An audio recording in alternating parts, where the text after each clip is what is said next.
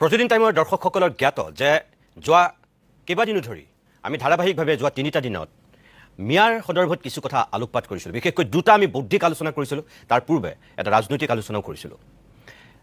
মিয়া আৰু অচিনাকি মানুহৰ ক্ষেত্ৰত শেহতীয়াকৈ ৰাজ্যখনত মুখ্যমন্ত্ৰী হিমন্ত বিশ্ব শৰ্মাই যিখিনি কথা কৈ আছিল সেই সন্দৰ্ভতেই আমি কিছু কথা উত্থাপন কৰিছিলোঁ আৰু ধাৰাবাহিকভাৱে আলোচনা কৰিছিলোঁ। আৰু আজি মুখ্যমন্ত্ৰী হিমন্ত বিশ্ব শৰ্মাই এই মিয়া আৰু অচিনাকি মানুহৰ ক্ষেত্ৰত নিজৰ স্থিতি স্পষ্ট কৰিছে। এই প্ৰতিদিন টাইমৰ এই ষ্টুডিঅ'ৰ পৰাই আমি ইয়াৰ পূৰ্বৰ অনুষ্ঠানটোতেই কৈছিলোঁ আচলতে মুখ্যমন্ত্ৰীয়ে মিয়া বুলি কোনখিনি মানুহক কৈছে, অচিনাকি মানুহ বুলি কোনখিনিক কৈছে। 71ৰ আগৰ 51ৰ আগৰ মানুহখিনিকো সাঙুৰি লৈছে নেকি, যিখিনি বংগমূলীয় মানুহ। আৰু আজি মুখ্যমন্ত্ৰী হিমন্ত বিশ্ব শৰ্মাই সংবাদ মাধ্যমৰ আগত এই ক্ষেত্ৰত নিজৰ স্থিতি স্পষ্ট কৰিছে।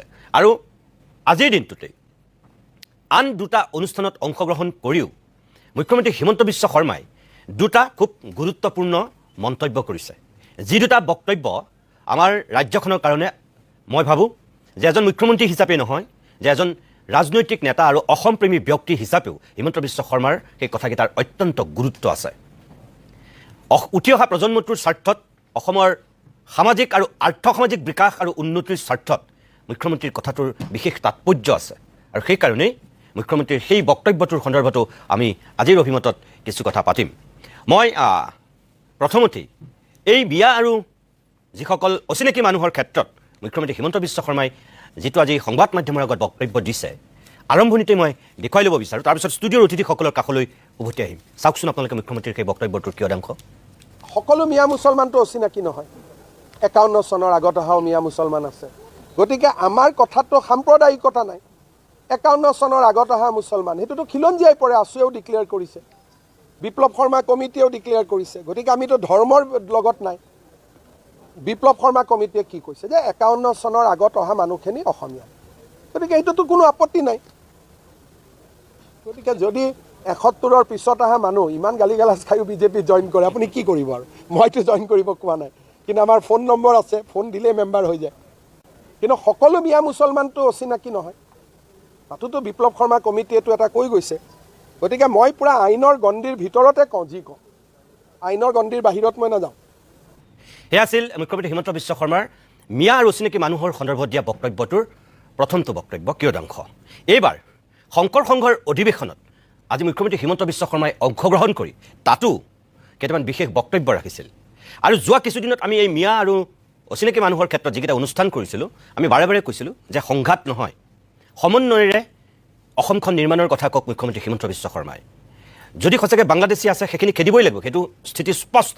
71ৰ পিছত অহা হিন্দুৱেই হওক, মুছলমানেই হওক, বিদেশী তেওঁলোকৰ ক্ষেত্ৰত সাংঘাতিক ধৰণে চৰকাৰ কঠোৰ হওক, আমাৰ আহ্বান আছিল সেয়া। কিন্তু 51ৰ পূৰ্বে অহা মানুহ বা 71ৰ পূৰ্বে অহা মানুহ, যিহেতু আমি 51ৰ পৰা 71লৈকে সেই 20 বছৰ যিহেতু আমি চুক্তিৰ মতে মানি ল'লোঁ, তাৰপিছত যদি আমি গোটেইখিনি মানুহক একেটা শাৰীত খাৰা কৰি পেলাই যদি আমি সমালোচনা কৰোঁ বা ভৰ্ৎসনা কৰোঁ, কটাক্ষ কৰোঁ, তেনেহ'লে ক'ৰবাত আমি অন্যায় কৰা হ'ব নেকি? এই ক্ষেত্ৰত কিছুমান কথা আমি এই অভিমতৰ মঞ্চৰ পৰাই কৈ আছিলোঁ। আৰু সেইখিনি মানুহৰ ক্ষেত্ৰতহে আমি সমন্বয় আৰু সম্প্ৰীতিৰ কথা কৈছিলোঁ, যিখিনি ভাৰতীয়। কিন্তু যিখিনি বাংলাদেশী, যিখিনি বিদেশী, সেই ক্ষেত্ৰত আমি কেতিয়াও সমন্বয়ৰ কথা কোৱা নাছিলোঁ। আজি এই সন্দৰ্ভতো মুখ্যমন্ত্ৰীয়ে কৌশলপূৰ্ণভাৱে যিটো কথা কৈছে, তেখেতক মই ধন্যবাদো জনাইছোঁ। যদিও আমাৰ নাম লোৱা নাই, তথাপি তেখেতৰ কথাৰ ইংগিতটো আমি বুজি পাইছোঁ যে যিহেতু আমি ধাৰাবাহিকভাৱে আমিয়ে কৰি আছিলোঁ আৰু আমিয়ে সমন্বয়ৰ কথা কৈ আছিলোঁ মিয়া আৰু এই অচিনাকি মানুহৰ ক্ষেত্ৰত অভিমতৰ মঞ্চৰ পৰা, গতিকে মুখ্যমন্ত্ৰীয়ে যিটো কথা কৈছে তাৰ কাৰণে ধন্যবাদ। আৰু আপোনালোকে এবাৰ চাওক তেখেতে কি কৈছে। এছামে কৈছে যে অসমীয়াই এই অচিনাকি লোকসকলৰ লগতেই থাকি সমন্বয়ৰ সেতু গঢ়িব লাগিব। আমি 1.5 লাখতকৈও অধিক ভূমি অচিনাকি লোকসকলৰ পৰা কাঢ়ি আনিলোঁ। আমি 92% নিযুক্তি অসমবাসীৰ বাবে আমি সুৰক্ষিত কৰিলোঁ। কোনোবা বাংলাদেশৰ পৰা অহা অবৈধ মিয়াৰ ওচৰত আত্মসমৰ্পণ কৰাতকৈ মৃত্যুৱে শ্ৰেষ্ঠ। একদম ঠিক কথা কৈছে। অবৈধভাৱে বাংলাদেশৰ পৰা অহা মিয়াৰ ওচৰত আত্মসমৰ্পণ কৰাতকৈ মৃত্যুৱেই শ্ৰেষ্ঠ, তাত কোনো সন্দেহ নাই। কিন্তু যিখিনি অসমতেই থাকি অসমতেই ডাঙৰ হ'ল, অসমতেই জন্ম হ'ল, যাৰ পূৰ্বপুৰুষ বহুত বছৰ অসমৰ, সেইসকলৰ ক্ষেত্ৰতহে আমি যিটো কথা সমন্বয়ৰ কথা কৈছিলোঁ, সম্প্ৰীতিৰ কথা কৈছিলোঁ, সেইখিনি কথা কৈছিলোঁ।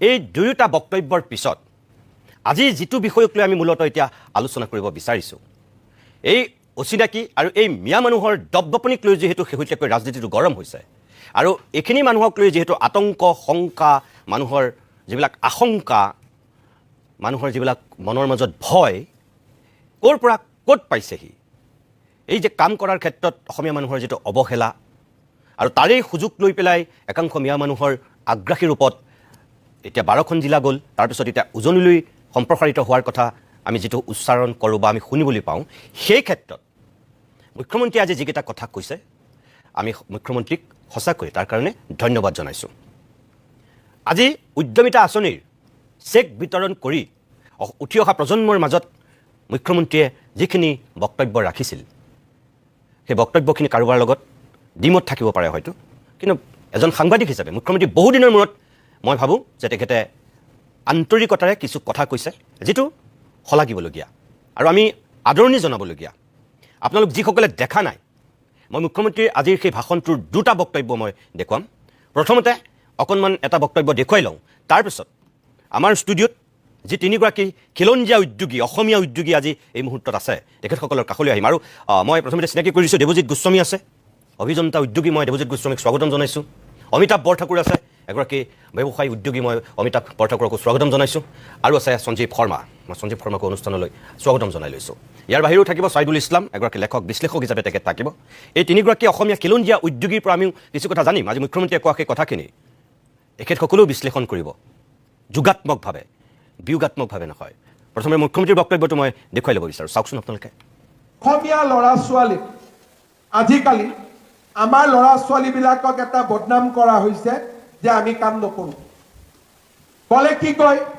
যেতিয়া অসমত কেতিয়াবা আপাৰ আছামৰ পৰা আমাৰ অচিনাকি মানুহবিলাকক পঠাই দিয়ে তেতিয়া অচিনাকি মানুহবিলাকে কি কৰে যে আমি কাম নকৰিলেতো অসম বন্ধ হৈ যাব আমিয়ে অসমৰ মালিক আজি আপোনালোকে চাব বাংলাদেশৰ পৰা অহা অসমৰখিনি নহয় বাংলাদেশৰ পৰা অহা মিয়া মুছলমানবিলাকে কি কয় যে আমি কাম নকৰিলেতো অসমত কোনে কাম কৰিব আমিহে কাম কৰোঁ তেওঁলোকে এটা কথা নকয় যে অসমীয়া ল'ৰা ছোৱালীবিলাকেতো আজিকালি কোনো কাম নকৰে আমি কাম নকৰিলে কৰা মানুহ কোন আছে আমি যদি ৰাস্তা নবনাওঁ লেবাৰ ক'ত আছে আমি যদি খেতি নকৰোঁ খেতি কৰা মানুহ কোন আছে আমি যদি দালি ভাত আমি যদি চাউলৰ উৎপাদন নকৰোঁ অসমীয়া মানুহে ক'ৰ পৰা খাব এটা অসমত ধাৰণাৰ সৃষ্টি কৰা হৈছে যে অসমীয়া মানুহে আজিকালি কাম নকৰে আমি কি কৰোঁ যে তোমালোকে কাম কৰিবা আমি তোমালোকৰ ওপৰত খাম আমাৰ নিজৰ ৰাজ্যখনতে এনেকুৱা অপমান আমি সহ্য কৰিব পাৰোঁ নেকি কোনে মাছৰ বেপাৰ কৰিব বোলে মাছ আমিহে পুখুৰী আমাৰহে আছে আমিহে দিম খেতি কোনে কৰিব বোলে আমিহে খেতি কৰিম বোলে অসমীয়া মানুহৰ ঘৰত খেতি পথাৰ আছে কিন্তু শ্ৰম কৰা মানুহবোৰ কোন হ'ব বোলে মিয়া মুছলমান নাহিলেতো কোনেও খেতিও কৰিব নোৱাৰে আমাৰতো খেতি পথাৰবিলাকত খেতিয়ে নহ'ব আৰু বহুত পৰিমাণে হয়ো আমাৰ অসমীয়া ল'ৰা ছোৱালীয়ে কাম নকৰাৰ বদনামৰ সুযোগ লৈ মানুহবিলাক আমাৰ অসমত আহিলে যে আমি কাম কৰিম নোযোৱা হ'ল এজন মানুহৰ ল'ৰা ছোৱালী কিমান হ'ব 7জন 8জন হ'ব দুদিন পিছত গাঁওখনত আপুনি মাইনৰিটি হৈ গ'ল দুদিন পিছত নামঘৰৰ কাষতে আৰু কিবা পাতি ল'ব মন্দিৰৰ কাষতে আৰু কিবা পাতি ল'ব লাহে লাহে আমাৰ মাটি ভেটি নোহোৱা হ'ব তেনেকুৱা কিমান জেগাত হ'ল আজি অসমৰ 30% এৰিয়াৰ পৰা আমি উঠি গুচি আহিলোঁ বৰাক উপত্যকা যদি বাদ দিওঁ এতিয়া আমাৰ হাতত হাৰ্ডলি 50% জেগা আমাৰ হাতত আছে কিয় আমি কাম নকৰাৰ কাৰণে আমি উঠি উঠি আহি থাকিলোঁ আজি আপোনালোকে চাব গুৱাহাটীৰ ফ্লাইঅভাৰবিলাকৰ তলত এদিনত কিমান বিক্ৰী হয় এদিনত নাই বুলিও 70,000 টকাৰ পৰা 1 লাখ টকা বিক্ৰী হয় এদিনত কিন্তু ফ্লাইঅভাৰবিলাকৰ তলত কোন বহি আছে কোনোবা অসমীয়া ল'ৰা ছোৱালী আছে কোনবা আছে এই পৰিৱেশটো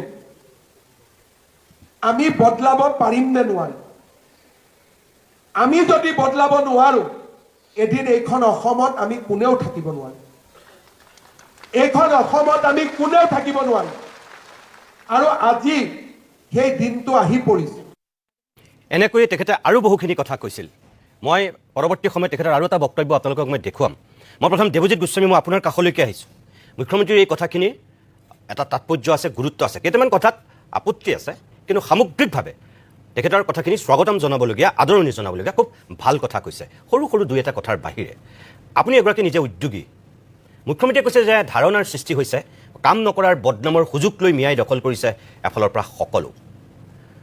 সঁচাকৈ কাম নকৰাৰ সুযোগৰ কাৰণেই এফালৰ পৰা দখল কৰিছে? এইটো এটা ধাৰণা, ভ্ৰান্ত ধাৰণা নে সঁচাকৈ এইটো বদনাম নহয়? এইটো অসমীয়াই যুৱকে কাম নকৰে, সঁচা। এতিয়া আপোনাৰ বহুতকেইটা কথা সুধিলে একেলগতে, সেইকেইটা সাংঘাতিক যিকেইটা কথা কৈছে মুখ্যমন্ত্ৰী ডাঙৰীয়াই সঁচা কথা। কিন্তু কথাটো হৈ গ'ল কি, তেওঁ এই ছিষ্টেমটোৰ লগত 25টা বছৰ নিজেই জড়িত হৈ যিহেতু আছে, তেওঁ যিটো বিশ্লেষণ কৰিছে বা তেওঁ তাৰ যিটো মানে উত্তৰ দিব লাগিছিল বা সমাধানৰ সূত্ৰটো তেওঁৱে উলিয়াই দিব লাগিছিল ইমান দিনে, যি হওক বাৰু তেওঁ বহু ক্ষেত্ৰত চেষ্টা কৰিছেও, কিন্তু বিফল হৈছে সেইটো মানিব ল'ব লাগিব যে বিফল হৈছে। আৰু যোৱা 5টা বছৰত এই ক্ষেত্ৰত অসমৰ যিকেইটা 1.5 লাখ চাকৰি দিছে সেইখিনি নিকা নিযুক্তি হৈছে, সেইখিনি আমি শলাগ লৈছোঁ। APSC ৰিফৰ্ম কৰিছে, আমি শলাগ লৈছোঁ। কিন্তু তাৰ বাহিৰে যিটো এটা এনভাইৰনমেণ্টেল ইক'ছিষ্টেম বনাবৰ কাৰণে লাগিছিলে বা তেওঁ যিটো প্ৰতিশ্ৰুতি দি পেলাই আহিছিলে, সেইটোত কিন্তু চূড়ান্তভাৱে ব্যৰ্থ হৈছে বুলি আমি ক'ব লাগিব। আৰু সেইটো তেখেতে মানিও লৈছে চাগে বা মানি ল'ব, যিহেতু এইটো সঁচা কথা। এতিয়া আপুনি চাকৰি যদি কৈছে, কাম নকৰে বুলি যদি আপুনি কয়, কাম নকৰা কাম বিভিন্ন স্তৰত কাম হয়। এটা সাংঘাতিক টেকনিকেল মানুহৰ য'ত দৰকাৰ হয় তাতো বিভিন্নজনে মানুহ কাম কৰি আছে, আমাৰ ইয়াতো কৰি আছে। ইয়াৰ পৰা ব্ৰেইন ড্ৰেইন হৈ গৈ আছে। মোৰে পৰিয়ালত যিমান পঢ়া শুনা ভালকৈ কৰিছে কোনো অসমত নাই, চব বাহিৰত গুচি গৈছে, ধুনীয়া চাকৰি কৰি পেলাই ষ্টাৰ্টআপ চেলেৰিয়ে মানে ষ্টাৰ্টআপ ইনিচিয়েল চেলেৰিয়ে 1.5-2 লাখৰ পৰা আৰম্ভ কৰা চাকৰি কৰি আছে। কিন্তু আমি সেই ছিষ্টেমটো ইয়াত বনাব নোৱাৰিলোঁ। যিকেইটা আমাৰ উদ্যোগ আছিলে সেই উদ্যোগকেইটাও লাহে লাহে জহি হৈ গ'ল, অইল প্ৰডাকশ্যন লাহে লাহে কমি আহি আছে।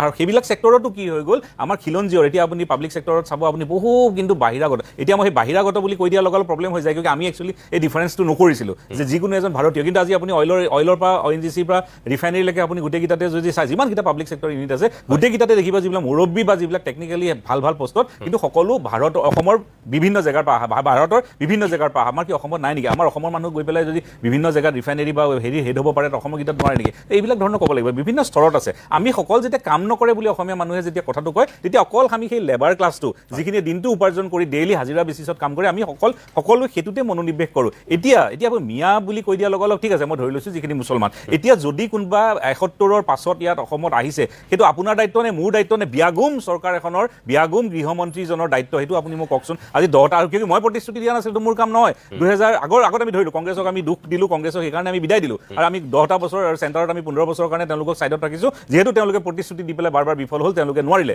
কিন্তু বিজেপি আমাক যিহেতু কৰিছিলে 16 মে গ'ল, তেওঁ ওলোটা আনি মুছলমানখিনিকতো খেদিব নোৱাৰিলে, লগতে আহি পেলাই আকৌ আমাক আহি পেলাই প্ৰায় 18, 19, 20 লাখ আৰু নাজানো কিমান নম্বৰ আছে হিন্দুখিনিক আহি পেলাই আমাৰ ওপৰত যাব দিলে। সেইটো আমাৰ যিটো আমাৰ ডেকা ল'ৰাবিলাকে তেজ দি পেলাই যিটো অসম আন্দোলন কৰিছিল, অসমখন 5-6 বছৰ আমি পিছুৱাই গৈছিলোঁ, যিখন অসমৰ 1972 ইকনমিত আমি ইণ্ডিয়াৰ GDPত আমি 2.6% কণ্ট্ৰিবিউশ্যন দিছিলোঁ, সেইটো আহি পেলাই 1.6লৈকে নামিবলগীয়া হ'ল। আমি পাৰ কেপিটা ইনকামত ভাৰতবৰ্ষৰ স্বাধীনতা কালত আমি ভাৰতবৰ্ষৰ 2 গুণ ওপৰত আছিলোঁ, 3 গুণ, প্ৰায় 2.5 গুণ ওপৰত আছিলোঁ। আহি পেলাই আমি একেবাৰে বিহাৰ নিচিনা ৰাজ্যৰ নিচিনা আমি তলত আহিব কিয় পালোঁ? এই অসম আন্দোলনৰ সেইবিলাক ফল। আৰু তাৰ পাছত অসম আন্দোলনৰ ফলত যিবিলাক চৰকাৰ গঠন হ'ল, অপদাৰ্থ কিছুমান মানুহে আহি পেলাই আমাক জীৱনটো শেষ কৰিলে। তাৰ পাছতে আহি ওলাইছে ছাত্ৰ সংগঠন নামৰ এটা, যিবিলাক অনবৰতে চান্দা সংস্কৃতি এটা অসমত গঢ় লৈ উঠিলে, কাম নকৰি। এতিয়া সেইবিলাক মুখ্যমন্ত্ৰীয়ে বন্ধ কৰিব নোৱাৰে নেকি? কেনেকৈ দিনে নাই ৰাতি নাই চান্দা খুজি সেইবিলাক বিয়াগুম। মই সুধিছিলোঁ এটা টক শ্ব'ত গৈ পেলাই যে what is your source of income? এজন ডাঙৰ বিয়াগুম, তেওঁ ছাত্ৰ সংগঠনৰ তেওঁ নেতা, তেওঁলোকে 2খন ইন'ভা লৈ পেলাই আপোনাৰ টক শ্ব'ত আহিছিলে। মই তলত দেখিছোঁ 4-5জন তেওঁলোকৰ কি কয় মানে পালি নেতা।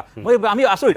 মই নিজে ইঞ্জিনিয়াৰ, মই 25 বছৰ চৰকাৰী কাম কৰাৰ পাছতো তেনেকুৱা আমি এটা জীৱন যাপন কৰিব পৰা নাই। আমি 15 ঘণ্টা 18 ঘণ্টা আমি কাম কৰিবলগীয়া হৈছে পৰিয়ালটো পোহপাল দিবলৈ। সেই সময়ত যেতিয়া ছাত্ৰ সংগঠনৰ মানুহবিলাকে ইমান টকা ইনকাম কৰি, ইমান তেওঁলোকে গ্লেমাৰাছ লাইফ এটা ইনকাম কৰিব পাৰে, বাকী মানুহে কাম কিয় কৰিব আপুনি কওকচোন? সেইকাৰণে আপাৰ আছামত কি হৈছে, আধা চাম ল'ৰা ছোৱালী এইবিলাক কামত গুচি গৈছে। আৰু যিবিলাক সঁচাকৈ শিক্ষিত ভাল, তেওঁলোকে দেখিছে তাৰ পৰা নাই নাথাকে ভাল। অসমত আমাৰ ভৱিষ্যত আমি ইয়াৰ পৰা ওলাই যাম। কিয় কি আমি পাতিব লাগে, ছায়েন্স এণ্ড টেকনলজিৰ কথা পাতিব লাগে। আপুনি আমুক টকশ্ব'ত ইনভাইট কৰি আনিছে, আমি অকণমান হ'লে পঢ়া শুনা শিক্ষিত হয়, আমি কাম এটা কৰি খাই আছোঁ। আমি কথা পাতিব লাগে এডুকেশ্যনৰ ওপৰত, হেল্থৰ ওপৰত, ইৰিগেশ্যনৰ ওপৰত, ছায়েন্স এণ্ড টেকনলজিৰ ওপৰত, ক্লাইমেট চেঞ্জৰ ওপৰত, আনএমপ্লয়মেণ্টৰ ওপৰত, বাজেটৰ ওপৰত, ইকনমিৰ ওপৰত, ইণ্ডাষ্ট্ৰিয়েলাইজেশ্যনৰ ওপৰত আমি কথা পাতিবৰ কাৰণে আপুনি কিহত নিমন্ত্ৰণ কৰি আনিছে? মুখ্যমন্ত্ৰীয়ে ক'লে ৰাতিপুৱা মই দেখিছোঁ কিবা বিৰিয়ানী কথা ওলাইছে। এফালে মুখ্যমন্ত্ৰীয়ে ক'ব ষ্টাৰ্টআপত আমি এইখিনি কৰিছোঁ, এফালে APSC ৰিফৰ্ম কৰিছোঁ, ইফালে তেখেতে কৈ আছে যে ৰিক্সা ভাড়া তুমি কমাই দিবা, এফালে আমি কৈ আছোঁ যে ওমেন এম্পাৱাৰমেণ্টৰ কাৰণে উদ্যমিতা আঁচনি দিছোঁ, মানুহবিলাকে নিজে কাম কৰি পেলাই খাবলগীয়া হ'ব পাৰে। খুব ভাল কৰিছে, খুব ভাল ডেইলি প্ৰমোট কৰিছে, আমি চৰকাৰক ধন্যবাদ কৃতজ্ঞতা জ্ঞাপন কৰিছোঁ। সেই একেখন মিটিঙতে যদি কৈছে যে আপোনালোকে মিয়াক কাম কৰিব নিদিব, একেখন মিটিঙতে যদি কৈছে আত্মনিৰ্ভৰ আমি অসম গঢ়িম, আমি ইউথৰ কাৰণে 2 লাখ টকাকৈ তেওঁলোকে দিছে, খুব ভাল কথা। তেওঁলোকক শিকাব লাগে, স্কিল ডেভেলপমেণ্টৰ থ্ৰু দি স্কিল কৰাব লাগে। সেইখিনি নকৰি পেলাই সেই মিটিংখনতে আমি যদি কওঁগৈ যে বিৰিয়ানীত কিহৰ মাংস থাকিব, তেতিয়া কিবা 2খন ভাৰত 2খন অসম সৃষ্টি হ'ব। আৰু এইখন অসমত কাম কৰাৰ মানসিকতা যিকেইটাই কাম কৰিবও আহিছে, এই পৰিৱেশ পৰিস্থিতিত কোনো থাকিব। আমাৰ মনবিলাক আজিকালি ভাঙি গৈছেগৈ, আমি কাম কৰিবৰ কাৰণে অলপ অসুবিধা পাইছোঁ। যিয়ে হওক, তথাপি মই আশা কৰিছোঁ মুখ্যমন্ত্ৰী 25 বছৰৰ অভিজ্ঞতা দি অসমখন আকৌ আগুৱাই নিব বুলি ধন্যবাদ জনাইছোঁ। মই অমিতাভ বৰঠাকুৰ আৰু সঞ্জীৱ শৰ্মা, ছাইদুল ইছলাম এখেতসকলৰ কাষলৈ আহিম। তাৰ আগতে অকণমান সময়ৰ কাৰণে আমি বাণিজ্যিক বিৰতি লৈ লৈছোঁ। চুক্তিখনৰ 6 নং দফাটো যদি আমি কাৰ্যকৰী কৰিলোহেঁতেন আজি মাটি আমাৰ হাতত থাকিলহেঁতেন, জাতিটো সুৰক্ষিত হৈ থাকিলহেঁতেন। মোৰ প্ৰশ্ন এই প্ৰশ্ন মঞ্চৰ পৰা মুখ্যমন্ত্ৰী মহোদয়ক এটা প্ৰশ্ন, আমি কৰিব পৰা কামবোৰ কিয় নকৰোঁ? হয়, অসমত বিদেশী আছে, চবেই মানি লৈছে, আমি বিদেশী খেদাত ক'ত আমি কিহৰ কাৰণে বিফল হৈছোঁ এইটো কথা চিন্তা কৰিব লাগিব। কোন অচিনাকি কোন চিনাকি সেইবোৰ আমাৰ কাৰণে ডাঙৰ কথা নহয়। আমাৰ কাৰণে ডাঙৰ কথা বিদেশী, অসমত বিদেশী আছে, বিদেশী বুজা অসমে লৈ আছে, যাৰ কাৰণে 855 জন শ্বহীদ হ'ব লগা হ'ল। কিহৰ কাৰণে আমি বিফল হৈছোঁ? আমি জাতিটোক বাৰে বাৰে কিয় ঠগিছোঁ? আমিতো ভোটৰ কাৰণেতো আমি প্ৰতিবাৰে আমি প্ৰতিশ্ৰুতি দিছোঁ জৰাই ৰাইজক, কিন্তু তাৰ প্ৰতিশ্ৰুতি পূৰণ কৰিছোঁনে? বুকুত হাত দি পেলাই আমি সোধাৰ সময় আজি।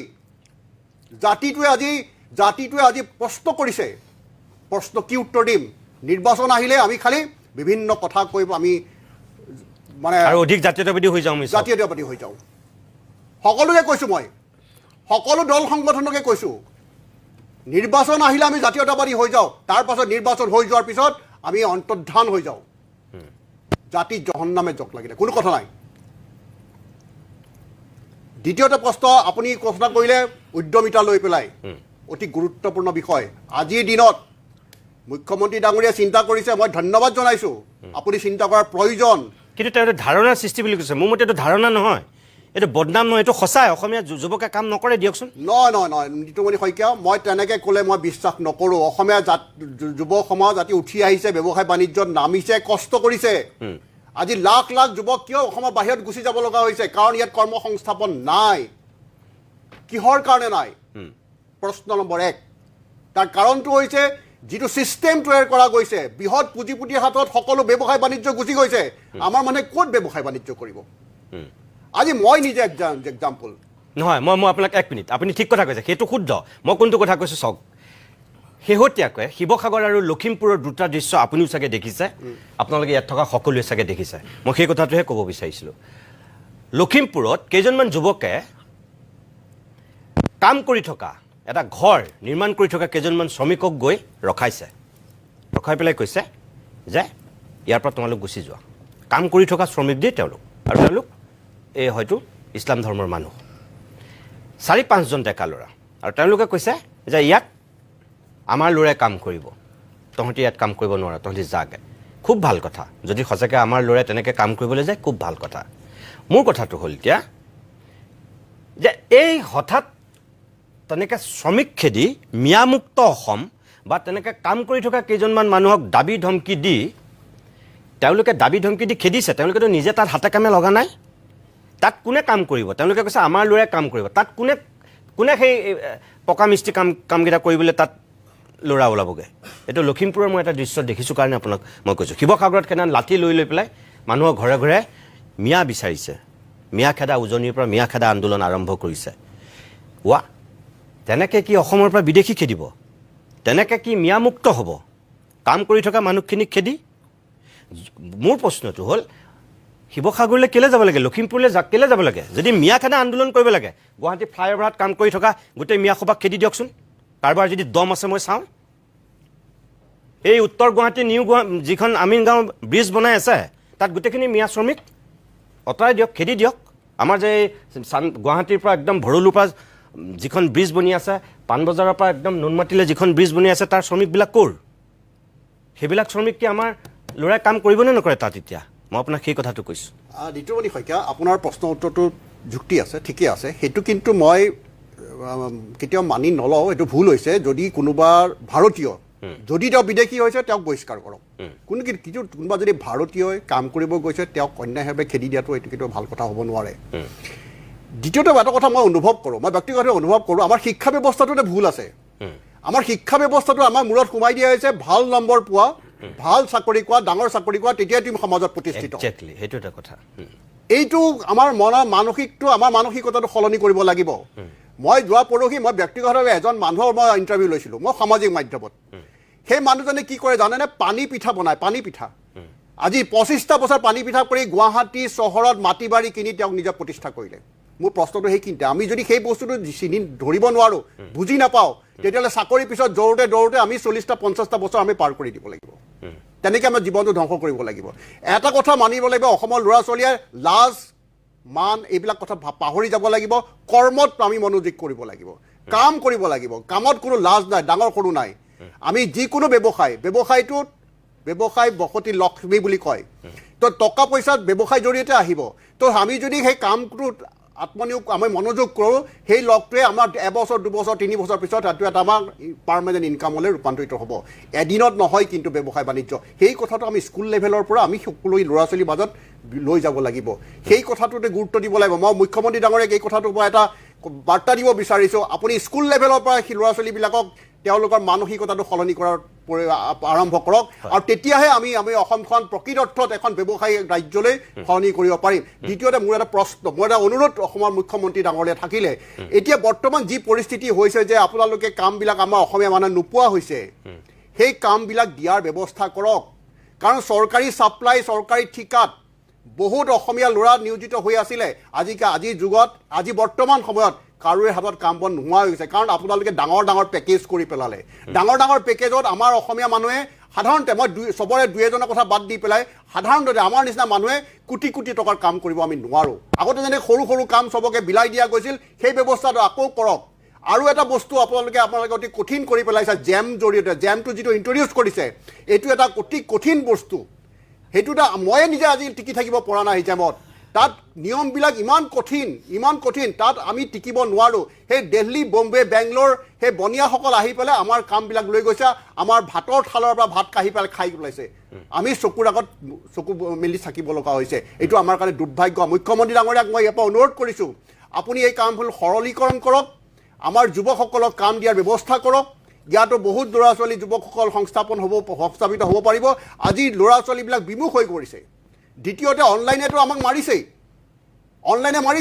তৃতীয়তে আৰু এটা গুৰুত্বপূৰ্ণ বিষয় মই মুখ্যমন্ত্ৰী সময় পাইছোঁ কাৰণে আপোনাৰ সময়খিনি লৈছোঁ আপোনালোকে যিবিলাক মুদ্ৰা লোন দিছে এই লোনবিলাকে মানুহক অত্যাচাৰ কৰি মাৰিছে ল'ৰা ছোৱালীবিলাকক কেনেকৈ মই কওঁ মই ইয়াতে প্ৰমাণ বহি আছোঁ মোৰ 10 লাখ টকা এটা লোন আছিলে মুদ্ৰা লোনটোত মোৰ 10 লাখ টকা লোন আছিলে বেংকে মেনেজাৰ মোৰ মাজতে অলপ বিজনেছ গোটেই বেয়া হৈ গৈছিলে মই 7 লাখ টকা পে' কৰিলোঁ 7 লাখ টকা পে' কৰাৰ পিছত হঠাতে এদিন মোৰ ঘৰত গৈ নটিচ আহি গ'ল যে আপুনি লোনটো পে' কৰক নহ'লে কোৰ্টত নটিচ পঠাই দিলে আচ্ছা ঠিক আছে কোৰ্টৰ নটিচখন দিয়াৰ পিছত মই কোৰ্টত গৈ পেলাই লোনটো ছেটেল কৰিলোঁ কিন্তু মোৰ চিভিল ধ্বংস কৰি পেলালে মই মুখ্যমন্ত্ৰী ডাঙৰীয়াক অনুৰোধ কৰিছোঁ মই কথা ক'ব লাজ নকৰোঁ মোৰ চিভিল বেয়া কৰি পেলাইছে মাত্ৰ 3 লাখ টকাৰ কাৰণে 7 লাখ টকা মই পে' কৰিছোঁ মই 3 লাখ টকাৰ কাৰণে বেংকে মোৰ চিভিলটো নষ্ট কৰি পেলালে এতিয়া মই লোন এটা নাপাওঁ কিন্তু এনেকৈ যুৱকসকলৰ ভৱিষ্যতবিলাক ধ্বংস হৈ গৈছে এই কথাটো মুখ্যমন্ত্ৰী ডাঙৰীয়াই অকণমান গুৰুত্ব সহকাৰে লওক বেংকবিলাকক নাকি লওক যি ধৰণে কোৰ্টত মাতি অপমান কৰিছে মোৰ ঘৰত আহি যি ধৰণে বেংকৰ মেনেজাৰে নটিচ ইছ্যু কৰিছে মাত্ৰ 3 লাখ টকাৰ কাৰণে যদি হাজাৰ কোটি টকা ডাঙৰ বৃহৎ পুঁজি মাফ কৰিব পাৰে মোক 3 লাখ টকা নোৱাৰে মাফ কৰিব আজি ব্যৱসায় বাণিজ্য নাই অকণমান চিন্তা কৰক মই মুখ্যমন্ত্ৰী ডাঙৰীয়াক আপুনি পাৰিব আপুনি আৰু এই চিন্তা কৰক আৰু অসমৰ যুৱকসকলক আগবাঢ়ি যাবৰ কাৰণে চেষ্টা কৰক ধন্যবাদ জনাইছোঁ অমিতাভ বৰঠাকুৰ মই বিৰতি ল'ম কিন্তু তাৰ আগতে মই সঞ্জীৱ শৰ্মা এখেতৰ কথা হাত ধৰি মই এটা কথা কওঁ আপুনি যিটো প্ৰতিষ্ঠানৰ লগত জড়িত মই ব্যক্তিগতভাৱে জানো আপোনালোকৰ গোটেইকেইটা অকল স্পেক্ট্ৰামেই নহয় আনকি আপোনালোকৰ যি কলিতা কেবিনলৈকে যদি মই কওঁ গোটেইখিনি আপোনালোকৰ অসমীয়া ল'ৰা ছোৱালী জড়িত হৈ আছে এইমাত্ৰ অমিতাভ বৰঠাকুৰে যে ক'লে লাজমান কাটি কৰি কাম কৰিবলৈ অসমীয়া ল'ৰা যুৱক যুৱতী আগবাঢ়ি আহিব লাগিব আৰু আমাৰ পাঠ্যপুথিক তেখেতে অলপ সংশোধন কৰাৰ কথা কৈছে আমাৰ চৰকাৰৰ গাতো এইটো ক্ষেত্ৰত দুখ আছে বুলি কৈছে যে সৰুৰ পৰা আমাৰ সেই শিক্ষাটো দিয়া নহয় একেবাৰে মিছা কথা নহয় তেখেতে এইটো সঁচা কথাও কৈছে কিন্তু তাৰপিছতো মই আপোনাক এটা কথা ক'ম যে একেই অসমীয়া যুৱক যুৱতী আজি কেৰেলাত গৈ আজি মহাৰাষ্ট্ৰত গৈ ছিকিউৰিটি গাৰ্ড হৈছে বা কোনোবা লিফ্টমেন হৈছে কোনোবা হোটেলত কাম কৰি আছে কিন্তু সেই একেটা দৰমহাই ইয়াত যদি দিছে ইয়াত কেতিয়াও ছিকিউৰিটি গাৰ্ড তেওঁ কৰিবলৈ নাহে ইয়াত লিফ্টমেন হ'বলৈ নাহে কিন্তু তাত অজস্ৰ ল'ৰা ছোৱালী তেনেকুৱা আমি লগ পাওঁ গ'লে চিনাকি হয় আপুনিও লগ পায় আমিও লগ পাওঁ এতিয়া মোৰ কথাটো হ'ল আপোনালোকৰ তাত যিটো পৰিৱেশ আছে গোটেইবিলাকতো আপোনালোকৰ অসমীয়া ল'ৰা ছোৱালী তাৰমানে আপোনালোকৰ তাত এটা মৰ্যাদাসহ তেওঁলোকে জীৱন নিৰ্বাহ কৰাৰ কাৰণে বা এটা কামৰ যিটো শ্ৰমৰ যিটো মৰ্যাদা মূল্য সেইটো সেই মৰ্যাদাটো দিয়াৰ কাৰণে আপোনালোকৰ তাত কাম কৰে, যিটো মৰ্যাদা বেলেগ ইয়াত নাপায় কাৰণে এইবিলাক সেই একেটা কাম কৰিবৰ কাৰণে হাৰিয়ানালৈ গুচি গৈছে, কেৰালালৈ গুচি গৈছে বা মহাৰাষ্ট্ৰলৈ গুচি গৈছে, কিন্তু ইয়াত অসমত নকৰে। সেই পৰিৱেশটো কেনেকৈ ঘূৰাই আনিব? চাওক, কথা আছে, প্ৰত্যেকজন মানুহৰ একো আত্মমৰ্যাদা থাকে, স্বাভিমান থাকে, আৰু য'ত স্বাভিমান বজাই ৰাখি কাম কৰিব পাৰে তেখেতসকলে কাম কৰি ভাল পায়। কিছুমান ক্ষেত্ৰত এইটো চাব যে আপুনি এটা খুব ভাল ডাঙৰ কথা কৈছে যে আমাৰ তাত কিমান বছৰ, আমি আজি প্ৰায় 28 ইয়াৰ্ছ আমাৰ ক্ৰছ হ'ল, আমি বিজনেছ ষ্টাৰ্ট কৰিছোঁ। আমি যেতিয়া ষ্টুডেণ্ট আছিলোঁ তেতিয়াৰ পৰাই ব্যৱসায় আৰম্ভ কৰিছিলোঁ, ইউনিভাৰ্চিটিত পঢ়ি থকা সময়ৰ পৰাই। তেতিয়াৰ পৰাই আমাৰ লগত বহুত ল'ৰা ছোৱালী আছে, বহুত কেইজন ল'ৰা এতিয়াও আমাৰ লগত কাম কৰি আছে। তেওঁলোকে যাব নোখোজে, তেওঁলোকে বেলেগত গ'লে হয়তো বেছি পইচা পালেহেঁতেন, কিন্তু নাথাকে। কিয়? আমি সেই সন্মানটো তেখেতসকলক দিছোঁ। সেই স্বাভিমান বজাই ৰাখি তেখেতসকলে আমাৰ লগত কাম কৰিব পাইছে কাৰণে তেখেতসকলে আমাৰ লগত আজীৱন, যেতিয়ালৈকে আমাৰ ব্যৱসায় চলি থাকিব, আমি চলি থাকিম, তেখেতসকলে আমাৰ লগত থকাৰ কাৰণে এটা পণ কৰিছে। আৰু সেই আত্মমৰ্যাদাটো বচাই ৰাখিব পাৰিলে, যদি দিব পাৰোঁ আমি আমাৰ সমাজতো, তেতিয়াহ'লে আমাৰ ইয়াত কাম কৰাৰ সলনি বাহিৰত যোৱাৰ কোনো প্ৰশ্নই নুঠে। কিন্তু আমি সেই চাৰ্কামটেঞ্চটো বনাব পাৰিছোঁ নে নাই, সেই সামাজিক পৰিস্থিতি পৰিৱেশ সেইটো বনাব পাৰিছোঁ নে নাই। আজি বৰঠাকুৰদাই কৈছে যে বহুত ল'ৰা ছোৱালী গৈছে, গোস্বামীদেৱে কৈছে বহুত ল'ৰা ছোৱালী গৈছে কিয়?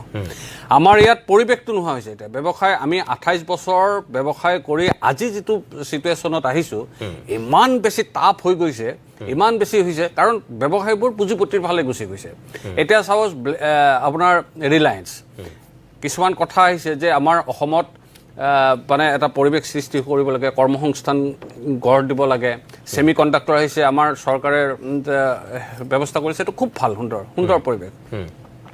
কিন্তু এই ৰিলায়েন্স, টাটা, এনেকুৱা জাতীয় বহুজাতিক কোম্পানীবোৰে ইয়াত ষ্ট'ৰ খুলিব অহাতকৈ তেওঁলোকে যদি আমি যিবিলাক বস্তু প্ৰডাকশ্যন কৰোঁ, আমি আজি কোৰিয়াৰ পৰা আনো, আমি চাইনাৰ পৰা প্ৰডাক্ট আহে, আমাৰ জাপানৰ পৰা প্ৰডাক্ট আহে, তেওঁলোকে সেই প্ৰডাক্টবোৰ যদি তেওঁলোকে নিজে প্ৰডিউচ কৰিলে হয়, ইয়াত প্ৰাইচো কমত পালে হয়, আৰু প্লাছ ছাৰ্ভিচ জেনেৰেট হ'ল হয়, মানে আপোনাৰ কাম কৰাৰ সুযোগ বাঢ়িলে। কিন্তু তেওঁলোকে কৰিছে কি, সেই একেই যেনেকৈ কোৰিয়াৰ পৰা অহা বস্তুটো, চাইনাৰ পৰা অহা বস্তুটো থাম লগাইছে, আৰু ইয়াত মাৰ্কেটত যিটো সুলভ, সেইটো তেওঁলোকে একো বিশেষ কাম কৰা নাই, তেওঁলোকৰ পইচা আছে ঢালি দিছে। ফলত কি হৈছে, আজি এখন ৰিলায়েন্সৰ ডাঙৰ শ্ব'ৰুম এটা হোৱাৰ লগে লগে তাৰ কাষত থকা 100-150 দোকানত কিন্তু এফেক্ট কৰিছে। আৰু সেই 100-150 দোকানত খুব অমিতাভ বৰঠাকুৰে কৈছে, সৰু সৰু ব্যৱসায়ীবিলাক আমি ফেচ কৰি থকা বস্তু, কাৰণ 100-150 দোকানৰ অনাৰৰ বাদ দিয়ক, 2-3জনকে এমপ্লয় আছে। 100 যদি আপুনি প্ৰতিষ্ঠান ধৰে, 3জনকে হ'লে 300খন ঘৰ চলি আছিল, প্লাছ 100জন অনাৰ, 400খন ঘৰ চলি আছিল। এতিয়া এখন সেনেকুৱা শ্ব'ৰুমৰ পৰা, সেনেকুৱা এখন মলৰ পৰা, তাত য'ত 30জন বা 35জন এমপ্লয় পায়, 400জনৰ কিন্তু হেম্পাৰ হৈছে। এই ল'ৰাবোৰ যাব ক'ত এতিয়া? ডেফিনেটলি ব্ৰেইন ড্ৰেইন হ'ব, বা ব্ৰেইন ড্ৰেইন হোৱাৰ দৰে তেওঁলোকেও কামৰ কাৰণে গুচি যাব, কাৰণ ইয়াত সেই আত্মমৰ্যাদাটো নাপায়, তেওঁলোকে সংস্থাপনটো নাপায়। ইপিনে বিয়া বাৰু কৰাইছে, বহুতৰ এনেকুৱা হৈছে 10 বছৰ কাম কৰিলে তেওঁলোকে আগবাঢ়িছে, কিন্তু মাজত থমকি ৰ'ব লগা হৈছে, গতিকে তেওঁলোকে যাবই। গতিকে সেই পৰিৱেশটো আমি সৃষ্টি কৰিব লাগিব। আৰু মই শইকীয়াদেৱে এটা কথা কওঁ, ভাৰতবৰ্ষৰ দৰে জনবহুল দেশত, য'ত 150 কোটি হৈছে, এই জনবহুল দেশত চব বস্তু আমি আমেৰিকা বা সেই মানে তেনেকুৱা উন্নত দেশৰ চব ক্ষেত্ৰত আমি মানে তেওঁলোকক অনুকৰণ কৰিলে নহ'ব। আজি যিটো গোস্বামী বৰঠাকুৰদেৱে কৈছে যে অনলাইন ব্যৱস্থাটোৰ কাৰণে আজি ব্লিংকিট, ঠিক আছে, ব্লিংকিটৰ কাৰণে সাধাৰণ ৰাইজৰ সুবিধা হৈছে, কিন্তু ব্লিংকিটৰ কাৰণে আজি ইয়াত ধৰক ব্লিংকিটে যিটো ছাৰ্ভিচ দিয়ে, ইয়াত মিনিমাম 500খন গ্ৰছাৰী দোকান আছে, 500খন গ্ৰছাৰী দোকান কিন্তু এফেক্টেড হৈছে, আধামৰা হৈছে। আৰু সেই 500খন দোকানত মিনিমাম এমপ্লয় ধৰি মালিককে ধৰি মিনিমাম 1500 ঘৰ এফেক্টেড হৈছে। এই মানুহবোৰে কৰিব কি এতিয়া? নহয়, এতিয়া তাৰ আকৌ যুক্তিটো এনেকৈ দিয়ে নহয়, ব্লিংকিটৰ লগত যিসকল জড়িত হৈছে তাত কেইজন আছে? খুব বেছি 40জন, 40:1500। কোনটো যুক্তিসংগত? মই সেইকাৰণে কৈছোঁ যে ভাৰতবৰ্ষৰ দৰে জনবহুল দেশত কিছুমান বস্তু একচেপ্টেড নহয়। আজি বহুতে হয়তো ক'ব, মোক বাহিৰত ক'ব যে তহঁতৰ বিজনেছ আছে কাৰণে তহঁতে এইটো কৈছ। নহয়, মই সেইটো কোৱা নাই। আমিতো যিখিনি কৰিব লাগে আমি কৰিলোঁ। আমি যি সময়ত ব্যৱসায় আৰম্ভ কৰিছিলোঁ, তেতিয়া অসমীয়া মানুহৰ মাজত কিছুমান বিশেষ ব্যক্তিৰ বাহিৰে অসমীয়া ল'ৰা ছোৱালীয়ে যে কাম কৰিব পাৰে, আমি কান্ধত বেগ লৈ মানুহৰ ড'ৰ টু ড'ৰ মাৰ্কেটিং কৰিছিলোঁ। তেনেকৈ আমি বিজনেছ আৰম্ভ কৰিছিলোঁ আৰু আমি এনেকুৱা নহয় যে আমি যে একো উপায় নাপায় তেতিয়া আমি আটাইকেইজন গ্ৰেজুৱেট আছিলোঁ না মোৰ আজি যিটো লক্ষ্য আৰু উদ্দেশ্যত অনুষ্ঠানটো কৰিছোঁ মোৰ কথাটো হ'ল যে মুখ্যমন্ত্ৰীয়ে কোৱা কেইটামান কথা একদম সঁচা যে আমাৰ অসমীয়া ল'ৰাই যিটো বৰঠাকুৰ ডাঙৰীয়াই ক'লে যে কাম কৰিব পৰাৰ ক্ষমতা আছে সেইখিনি কেপাচিটি অসমীয়া ল'ৰাৰ অসমীয়া ছোৱালীৰ আছে 100%। কিন্তু কিবা পৰিৱেশ পৰিস্থিতিত নকৰে এটা কথা 2 নম্বৰ কথাটো তেখেতে মুখ্যমন্ত্ৰীয়ে কৈছে যে এইটো এটা আমাৰ বদনাম এই ধাৰণাটোৰ বলি হৈ আহিছে বুলি কৈছে আৰু মই কৈছোঁ যে এইটো বদনাম নহয় এইটো সঁচাই তাৰমানে আৱেগত কেতিয়াবা কাম কৰিবলৈ এতিয়া অসম আন্দোলনৰ সময়ত আৱেগত একদম জোতা পালিচ কৰি দিলে এইটো হয় জোতা পালিচ যদি কৰিবই লাগে তেনেহ'লে সেই অসম আন্দোলনৰ সময়ত জোতা পালিচ কিয় কৰিলে এই কা আন্দোলনৰ সময়ত বা এতিয়া ধৰক এই কোভিডৰ সময়ত আমি দেখিলোঁ বহুত ডেকাই ল'ৰাই একদম ডাঙৰ ডাঙৰ কিবা কিবি নকৰিবলগীয়া কাম কৰিলে চব্জিৰ দোকান দি দিলে কিবা দিলে কোভিড শেষ হোৱাৰ পিছত সেই চব্জিৰ দোকান ক'লৈ গুচি গ'ল সেই গাখীৰৰ দোকান ক'লৈ গুচি গ'ল তাৰমানে এইটো আৱেগত কৰা আৰু আন্তৰিকতাৰে কৰাৰ মাজততো পাৰ্থক্য আছে মই সেই কথাটো কৈছোঁ যে জোতা পালিচ কৰি দিলে যুগলে থাকি গ'ল যে অসমীয়া ল'ৰাই জোতা পালিচ কৰিব পাৰে ৱা যদি জোতা পালিচেই কৈছিলে তেনেহ'লে জোতা পালিচক এটা মৰ্যাদাৰে যে জোতা পালিচ কৰিও চলিব পাৰি নাপিত হৈও চুলি কাটিও অসমীয়া ল'ৰা কি নাই নেকি বহুতত আছে আমাৰ উজনি অসমত আছে নামনি অসমত আছে অসমীয়া ল'ৰা কি চুলি কাটি সেইখন কি নাপিতৰ দোকান বুলি ক'লে গাত লাগিব পাৰে কিন্তু সেইখন যেতিয়া পাৰ্লাৰ হৈ যায় নাই এইখিনিত কৈছোঁ যদি ছোৱালীবোৰেতো পাৰ্লাৰত যিবিলাক ছোৱালী কাম কৰে বেছিভাগ পাৰ্লাৰবিলাকত লেডিজবোৰে কাম কৰে বা আমাৰ শিক্ষিত মহিলা আটাইবোৰ তো মহিলাবোৰে কাম কৰাৰ কাৰণে চুলি কাটিবৰ কাৰণে যদি লাজ নকৰে আমাৰ ল'ৰাবোৰে আমি লাজ কৰোঁ কিয় সব ল'ৰাই লাজ নকৰে না কথাটো কৈছোঁ মই কোনখিনিত ক'ব গৈছোঁ যে সেইকাৰণে আমাৰ এনেকুৱা এটা সমাজ ব্যৱস্থাটোৰ আমাৰ ভুল আছে যে কি কৰে ল'ৰাজনে চুলি কাটে শিক্ষিত ল'ৰা চুলি কাটে বা ল'ৰাজনৰ পাৰ্লাৰ আছে এই ছোৱালীজনী বিয়া দিব নোৱাৰে এনেকুৱা কিছুমান সমাজ ব্যৱস্থা মই একদম লঘু কথা কৈছোঁ কিন্তু এনেকুৱা সমাজ ব্যৱস্থাবিলাকৰ কাৰণে আমাৰ ল'ৰাবোৰে স্পেচিয়েলি কিছুমান কাম কৰিবলৈ টান পায় আৰু এই পৰিৱেশটো সৃষ্টি কৰিব লাগিব কিন্তু সামাজিক দায়বদ্ধতা থকা ব্যক্তিসকলে লগতে চৰকাৰ এতিয়া চৰকাৰে আপুনি কৈছে যে উদ্যমিতা আঁচনিৰ লোন দিছে বা ডেকা ল'ৰাবিলাকক লোন দিছে 2 লাখকৈ ঠিক আছে বঢ়িয়া কথা এইটো উদ্যমিতা আঁচনিত উদ্যম জগাব লাগে কিন্তু সেই উদ্যমিতা আঁচনিৰ পইচাবোৰ প্ৰপাৰলি ইউজ হৈছে নে সেইটো পৰ্যবেক্ষণ কোনে কৰিব তেওঁলোকে গৈ যদি মই বেছিভাগ দেখিছোঁ ইয়াৰ আগত 10,000 যিবিলাকে পাইছে বেছিভাগ মোৰ দোকানত মোবাইল কিনিছে এতিয়া সেই পইচাটোৰ প্ৰপাৰ ইউজ হৈছে নে নাই সেই পইচাটো তাকে যোৱাকালি আমাৰ মুখ্যমন্ত্ৰী মহোদয় এটা কথা হৈছে যে যদি কিছুমানে পইচা ৰিটাৰ্ণো দিব নোৱাৰে আমাৰ ফালৰ পৰা আমি বেংকক দিম আচ্ছা সেইটো কি হ'ল সেইটোতো ভুল কথা হ'ল সেইটো তেখেতক ভুল বুলি ক'ব নাযাওঁ তেখেতৰ সেইটো উদাৰ তেখেতে ইনস্পিৰেশ্যন কৰিছে যে নাই সেইটো উদাৰ বুলি ক'লে কেনেকৈ হ'ব আপুনি যদি তেওঁলোকক স্বাৱলম্বী হ'বৰ কাৰণে যদি সহায় কৰিবৰ কাৰণে 10,000 দিছে গৈ যদি মোবাইল লৈ পেলাই যদি তেওঁ ফেচবুক ইনষ্টাগ্ৰাম কৰি পেলাই যদি মস্তি মাৰি ফুৰিছে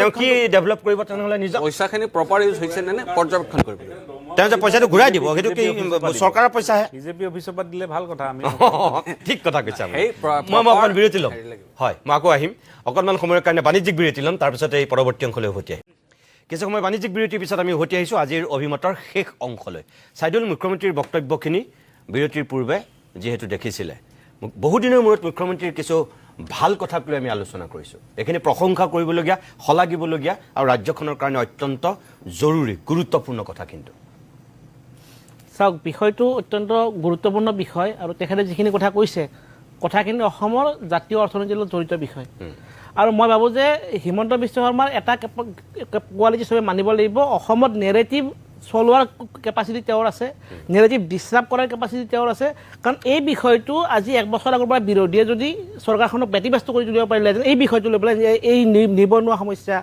এই যিটো অৰ্থনৈতিক বিষয় মই ভাবোঁ বিৰোধীয়ে কিছু কথা আগবঢ়াই নিব পাৰিলেহেঁতেন তাকে নকৰি পেলাই এতিয়া চাব এই গোটেই বিষয়টো নিজৰ ৰাজ্যখনৰ অৰ্থনৈতিক বিষয়টো ৰাজ্যখনৰ মুখ্যমন্ত্ৰীয়ে নেৰেটিভ এটা এৰিব লগা হৈছে আৰু তাক লৈ আপুনি এটা টক শ্ব' কৰিছে কথা পাতিছে মই প্ৰথমতে ধন্যবাদ দি লৈছোঁ এতিয়া মূল বিষয়লৈকে আহোঁ ভালটো ভাল ছাইদুল ভালটো ভাল হয় বেয়াটো বেয়া 3খন ছবি এখন ছবি আপুনি কৈছে সেইখন ছবি মই পিছলৈকে আহিম প্ৰথম ছবিখন আপোনাৰ 4জন মিচিং ল'ৰা বহিৰাজ্যত গৈ পেলাই এটা সৰু কোঠালিত অত্যন্ত মৰ্মান্তিকভাৱে জীৱন ত্যাগ কৰিব লগা এখন ছবি দ্বিতীয় ছবিখন শদিয়াৰ ছবি সেই ছবিখন আছিল আপোনাৰ আলুবিলাক ৰাজপথত এৰি দিছে, মানে দাম নাপাই পেলাই পেলাই দিছিল, কাৰণ প্ৰডাকশ্যন কষ্ট 12 টকা পাৰ কেজি আৰু দাম পায় 8 টকা বা 7 টকা। গতিকে 4 টকা লোকচানত আলু তেওঁলোকে বিক্ৰী কৰিলে লোকচান হয় কাৰণে তেওঁলোকে খেতি নকৰোঁ বুলি এক প্ৰকাৰ মনত হয়তো ধৰি লৈছে যে আমি আৰু এই খেতি কৰিব নোৱাৰোঁ।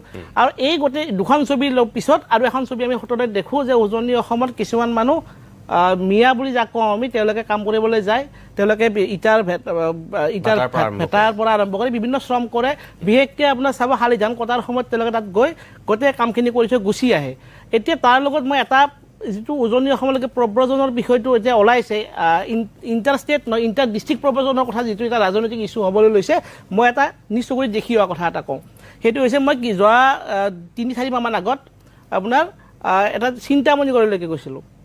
তাত গৈ পেলাই মই মানুহখিনি লগ পালোঁ, টেলিভিশ্যনত দেখে মাজে মাজে, গতিকে অলপমান মুখখন চিনাকি বুলি কৈ মানুহখিনি আগবাঢ়ি আহিলে, প্ৰায় 200মান মানুহ আহিল।